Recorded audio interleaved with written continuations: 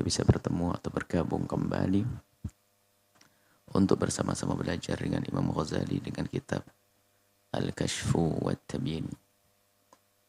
Kita sudah sampai kepada kelompok lain dari orang-orang tertipu dari ahli tasawuf. Firqatun ukhra, kelompok yang lain lagi, mereka adalah sekelompok dhayyaqat ala anfusiha, mempersempit kepada diri mereka sendiri. Amral qut, urusan makanan pokok, mempersempit diri urusan makanan pokok. Ini tampaknya memang sebuah kebaikan, warok, berlebihan dalam waroknya. Padahal saya kan enggak berlebihan warok. Hatta talabat sampai minta minhu, talabat mencari, minhu dari masalah qut, makanan sehari-hari itu, makanan pokok itu, al-halal al-khalis, yang halal murni. Ini baik, ini benar. Mencari yang halal. Dan hendaknya seperti itu.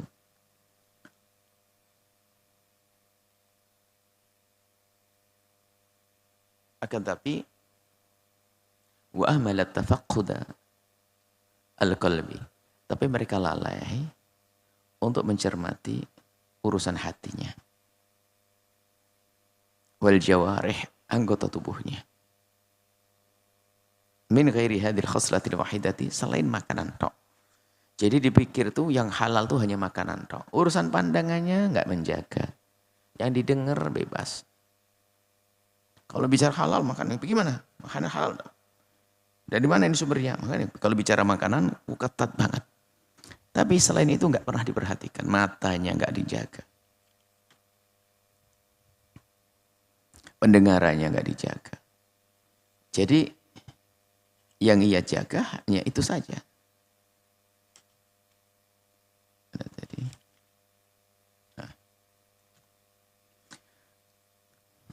Anggota tubuh tidak dijaga. Selain itu saja urusan makanan yang diperhatikan makanan. Sampai begitu hati-hatinya. Bahasanya adalah tidak pernah makan kecuali dari yang ditanam sendiri di kebunnya sendiri. Itu kan baik. Memang baik. Akan tapi kalau ternyata sempit pandangan mereka tentang kehalalan, hanya urusan makanan yang diperhatikan. Enggak menerima pemberian dari orang yang tidak jelas rezekinya. Tapi selain daripada urusan makan, mereka adalah ihmal, lalai. Wa minhum, di antara mereka adalah orang yang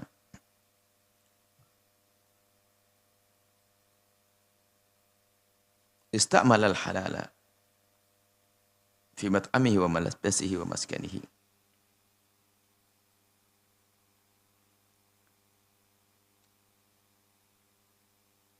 Ini ada dua naskah. Sangat berbeda sekali lafadznya. Istamala menggunakan. Yang lain ahmala, melalaikan. Nah ini ada.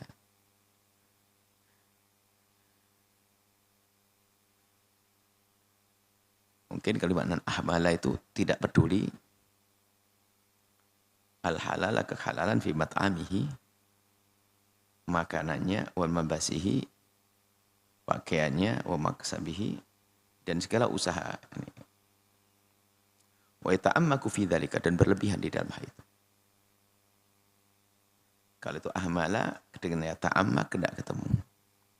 Berarti lebih tepat sepertinya adalah man ista'mala.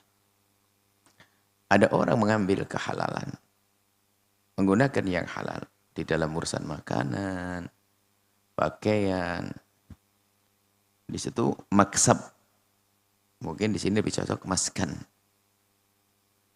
Maskan ini tempat tinggalnya halal. Wa ta'ammaku fi dzalika, dan berlebihan, berhati-hati betul. Akan tapi itu tadi, makanannya diupayakan halal, bajunya halal, tempat tinggalnya harus bersih. Tapi dia itu kurang peduli di sisi yang lain juga. Pandangan matanya nggak dijaga, telinganya dijaga. Jadi ini kalimat waminhum man istamala ini dinaikkan ke atas. Maksudnya ada orang yang dayyaqat anfusaha ala amral qut, ada orang yang memikirkan urusan makanan saja. Tapi yang lain nggak dijaga. Atau makanan, minum, pakaian, tempat tinggal. Wah, hati-hati betul. Tapi yang lain bebas. Matanya jelas, melihatnya bebas, pendengarannya juga bebas, ngomongnya sudah nggak banyak dijaga. Walam yadri anna Allah lam yardal ibadah. Dia tidak tahu kalau Allah itu tidak akan ridho atas hambanya illa bil kamali, kecuali ya semuanya dong, bukan sekedar situ. Berusaha untuk menghindari semuanya. Bukan makanan sama tempat tinggal saja yang halal. Sementara yang lain adalah dibiarkan. Ini kan gambaran orang tertipu. Dan kalau kita lacak ya, ketertipuannya itu biasanya justru karena sibuknya dengan yang halal. Lalu dia merasa dengan halal makannya sudah segala-galanya. Lupa bahwasanya ada keharaman di mata yang juga harus dijaga. Ada orang sibuk dengan sholat malamnya, puasa Senin Kemisnya. Waduh, kalau sudah sholat malam, puasa Kemis sama sholawat. Zikir dan sholawat. Wah, khusyuk. Dan dia menganggap bahwasanya itu sudah beres bagi dia. Ah, aman ini, surga. Sehingga dia lupa bahwasanya dia kalau duduk sama temannya gunjing tetangganya. Menyakiti tetangganya. Ngomongin kejelekan tetangga dan tidak sadar. Ini kurang lebih seperti itu. Urusan makanan, tempat tinggal, betul-betul harus. Ini tanahnya tanah bersih, enggak. Beli di mana ini? Milik siapa ini semula? Bangunannya, yang bangun harus betul-betul orang yang sholat, enggak berini ini. Tapi sisi lain dia itu setiap hari mungkin di rumah itu yang ditonton enggak jelas dengan mukna. Baik.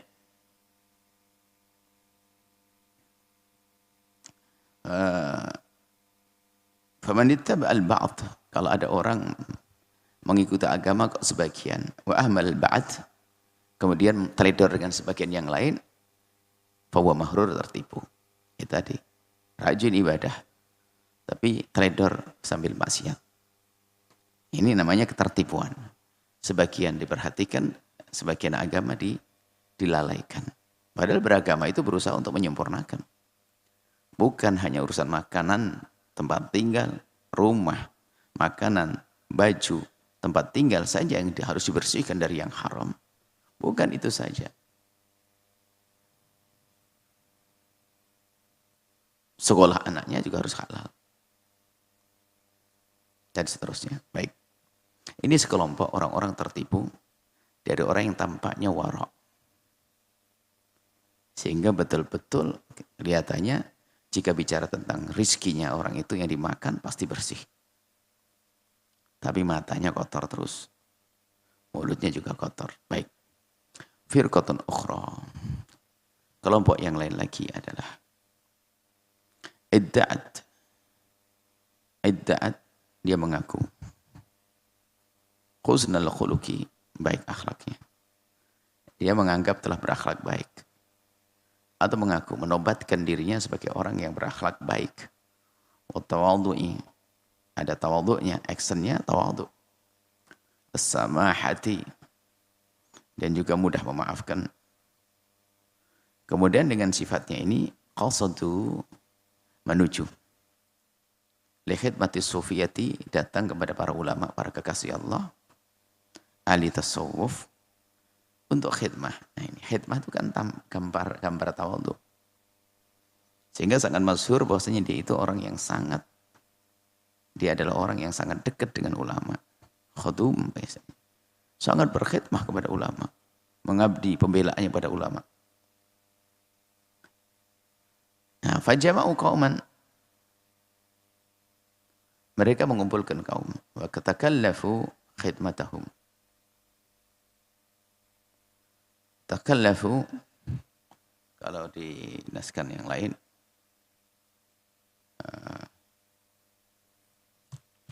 ada perbedaan sedikit. Mana tadi?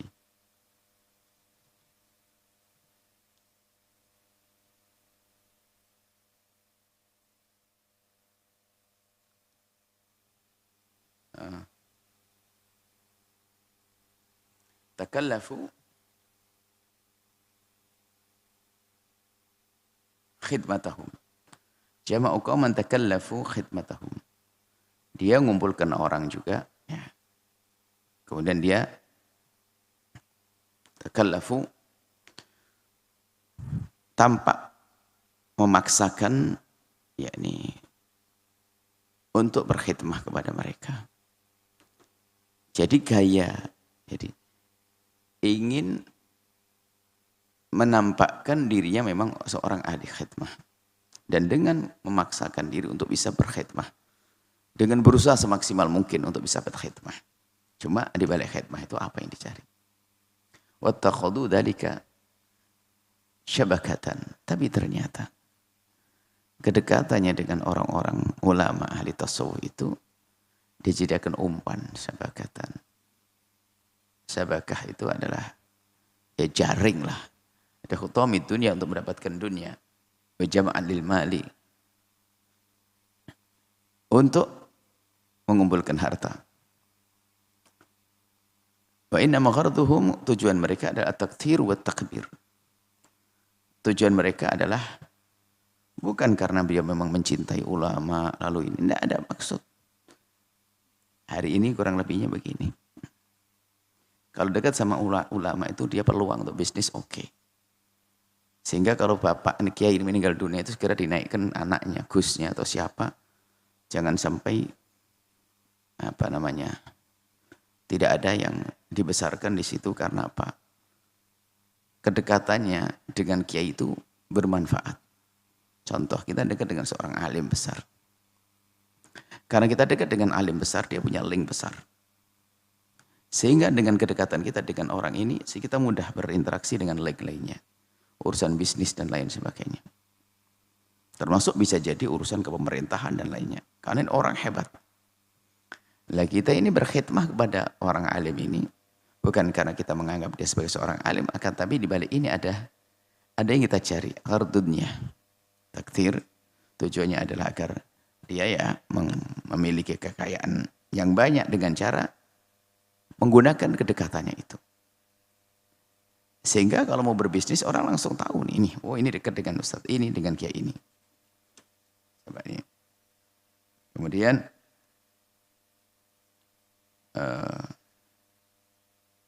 mana tadi? Tujuannya mereka adalah at-taktsir, memperbanyak. Wat at-takbir ini. Naskah lain at-takabbur. Taktsir.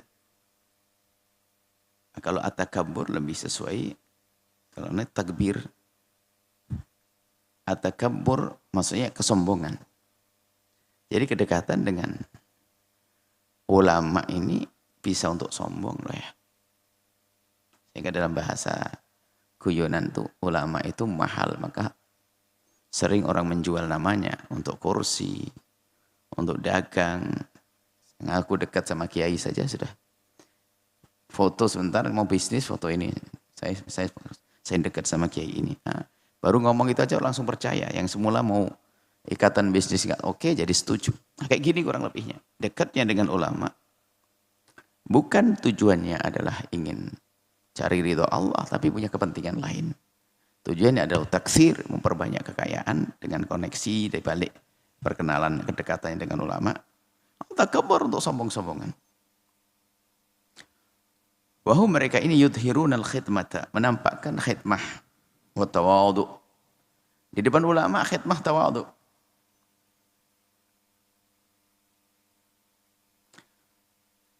Wa yudhiruna ana ghardahum. Dia menampakkan tujuannya ya al-khidmah. Ini al-irtifaq. Ini banyak naskah beda al-irtifaq, yang lain katakan al-khidmah. Wahum yadruna anna ghardahum al-khidmata wa tabaiyata. Tujuan mereka yang lain al-khidmah wa tabaiyah. Jadi yudhiruna anna ghardahum, dia menampakkan tujuan mereka adalah ini subhanallah naskah. Sepertinya yang mentaskhih ini memang sudah faham maksudnya Imam Ghazali, sehingga disesuaikan dengan pemahaman masing-masing. Ini naskahnya berbeda. Tentunya dengan penafsiran yang berbeda, hasilnya sama. Nah, ini yang pertama adalah bunyi ini. Ana gharduhum al-irtifaq wa gharduhum al-istidba. Yudhiruna gharduhum, dia menampakkan tujuan mereka adalah irtifaq. Irtifaq itu adalah kemanfaatan. Wal istidba adalah pengikut yang dicari. Tapi ini, dengan ini berarti dia sudah menampakkan kalau dia ingin cari kemanfaatan di balik kedekatannya dengan ulama tersebut dan juga untuk mencari pengikut. Tapi naskah lain bukan begitu bunyinya. Wa gharduhum, tujuan mereka adalah yudhiruna, nah ini. Wa hum yudhiruna anna gharduhum al-khidmatu wa tabaiyah. Dia menampakkan bahasanya dekut dengan ulama itu untuk khidmah dan untuk jadi pengikutnya sudah. Samaan wa ta'atan, saya murid. Dia menampakkan, oh kalau dengan kiai, masya Allah, samaan tuan hada ulama kan.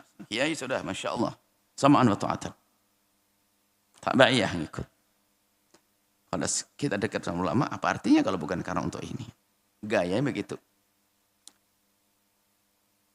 Summa annahum, kemudian dia yajma'una minal harami wa syubhati. Tapi ternyata dia mengambil dari yang haram dan syubhat ini. Liyunfiqu alaihim, untuk bisa membantu kepada ulama tersebut.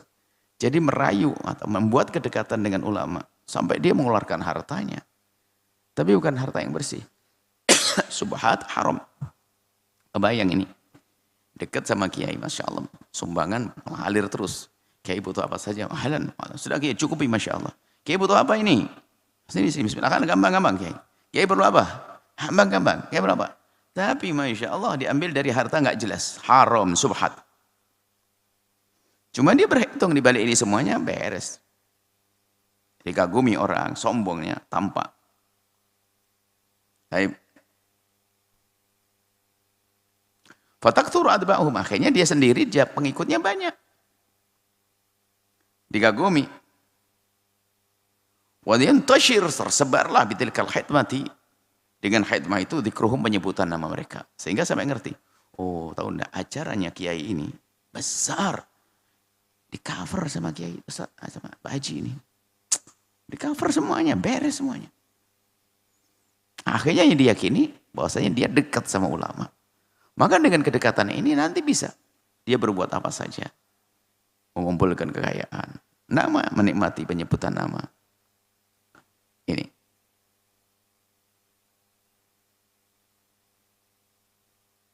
Ini model-model seperti ini. Model dekat sama ahli tasawuf, ulama, tapi kepentingannya lain, bukan karena Allah Subhanahu wa taala. Sehingga waktu membantu pun juga nggak peduli.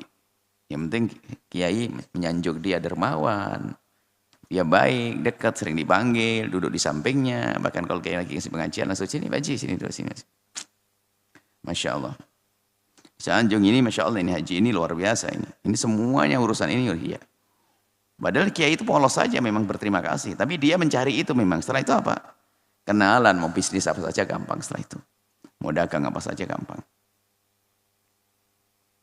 Fatakthuru atba'uhum, pengikutnya banyak. Wa yantasir bitilkal khidmati, dengan itu semuanya khidmahnya kepada ulama tersebut, yantasir, tersebar, dzikruhum, penyebutan nama mereka. Bahkan wa minhum, di antara mereka ini, lihat. Wa minhum, di antara mereka. Man, orang ya'khudhu min amwali salatin, ngambil dari harta negara. Ya, tentunya ini adalah barangkali juga mereka punya koneksi, punya kesempatan untuk bisa meraut, mengambil harta raja. Ya, bahasa lain yang menjual namanya ulama. Dekat sama ustadz. Ternyata di balik kedekatannya ini nanti untuk nyebar proposal halus. Ada kiai ini gimana ente? Keliling. Dari ini mungkin saja ada ulama dari mana itu di cover sama satu orang. Sepertinya dia khidmah, ternyata enggak. Ini dilaporkan sama Pak Haji, ini gimana, ada ulama dari Timur Tengah ini. Untuk dukung anu berapa ini? Pak Haji berapa? Masuk koceknya dia. Yang diberikan untuk khidmahnya paling hanya mungkin 100 juta. Tapi dapatnya 500 dia. Nah ini, dagang ini. Hanya kita sering guyonan, ente kalau mau ngasih ulama, kasih ke tangannya langsung, jangan lewat pengantarnya. Ini jangan-jangan dia maklar ya itu. Orang yang dianggap wali dan sebagainya diantarkan dipaksa, padahal orang sakit ngapain dibawa ke sini, kan gitu ibaratnya. Setelah itu hitung-hitungan untuk saya ada berapa, betul kan? Ini untuk yang walinya ini untuk yang antar berapa, yang jaga berapa.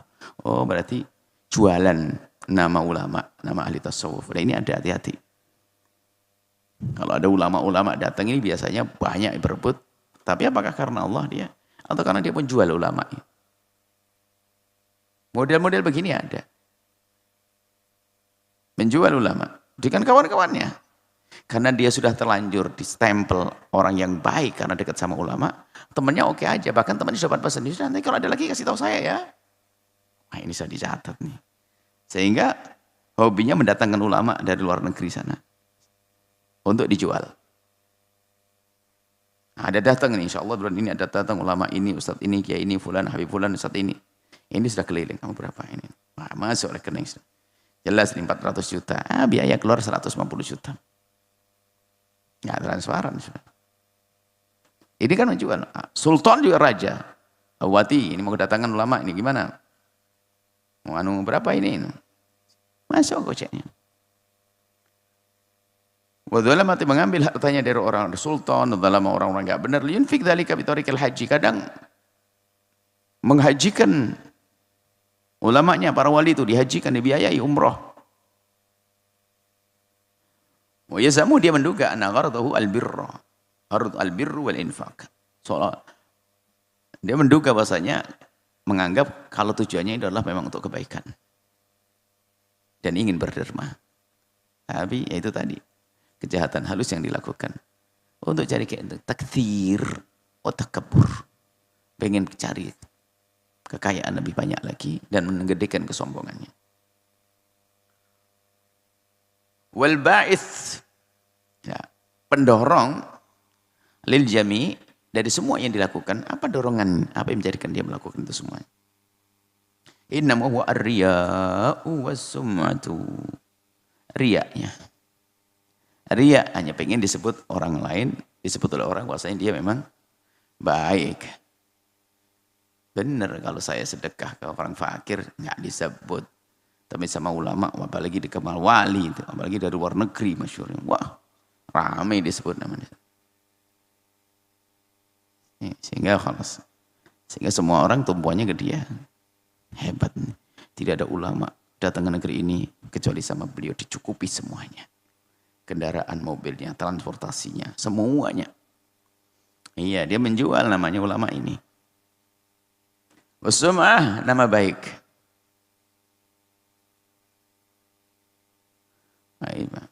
Wadhalika, yang demikian itu dianggap tertipu li'ihmalihim. Naskah lain ada linya. Li'ihmalihim, karena mereka lalai. Lijawami awamirillahi. Dia melupakan perintah Allah, hanya mengambil sisi ini, sisi menderma, menolong, membantu. Tapi dia lupa tentang perintah Allah, keharaman. Urusan rizki yang diambil tadi gak jelas.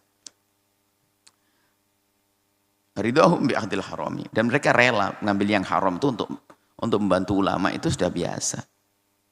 Jahatnya ini ulama dikasih makan kotoran. Kalau memang cinta ulama, pastikan untuk ulamamu, kiaimu, gurumu adalah paling halalnya makanan. Beri yang terbersih. Jangan beri makanan kotor. Wamathalul ladzi yunfiqul mala al-haram. Gambarannya perumpamaan orang yang menginfakkan harta haram fitorikil haji, untuk haji itu. Kaman ya'muru masjidan. Seperti orang makmurkan masjid.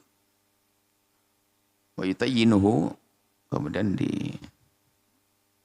yutayyin dikasih tin. Ini gambaran masjid dulu, bukan pakai cat begini. Jadi yutayyinuhu, masjid itu temboknya itu dilepa Kalau tahu rumah zaman dulu itu sebelum pakai semen begini ya tanah. Ajur yang ditumpuk itu kemudian dilepa. Tanah liat yang dicampur dengan semacam rumput atau kotor apa untuk dilepa. Masjid untuk sholat. Syaratnya sholat harus pakai suci. Lepanya adalah lantainya semuanya adalah bil'adhirati kotoran. Dan memang kotoran itu menguatkan. Kotoran khimar dan sebagainya itu kan ada serat-serat campuran daun-daun. Jadi saripatinya kan diserap jadi makanan, keluar jadi kotoran itu. Jadi kerasnya kotoran kalau dicampur dengan tanah liat, itu malah menguatkan. Tapi kan najis. Itu kan najis. Lalu bagaimana sholatnya? Kali ini kan bahasanya Imam Ghazali mencontohkan ke tempat di tempat lain kayak begini, ini adalah seperti wudhu pakai air kencing, itu lebih mudah lagi dipahami. Wudhu pakai air kencing. Wudhu ingin bersuci pakai air kencing, kapan sucinya? Wa khairiya minan najasati adirah adalah kotoran, wa khairiya atau lainnya wa dalam minan najasati. Wa yasam an qasd wal imarah. Tujuannya adalah untuk memakmurkan bangunan masjid, untuk menyebarkan masjid. Nah, munculnya orang-orang semacam ini ya itu tadi. Kayak tadi tujuannya kayaknya baik, tapi caranya enggak benar. Atau bang tujuannya jelek, maka caranya pun jadi tidak baik. Tujuannya adalah bukan Allah, tujuannya hanya pengen sanjungan, dianggap dia dekat sama ulama. Lo dekat sama ulama itu punya makna lo ya. Punya makna. Untuk kepentingan dunia juga boleh. Nah, ini dekat dengan ulama. Tapi bukan tujuannya karena Allah SWT. Nah, ini adalah orang-orang tertipu dengan ahli tasawuf. Tambah dekat dengan ulama, dengan wali. Tapi tujuannya adalah bukan Allah SWT. Ini saja insya Allah.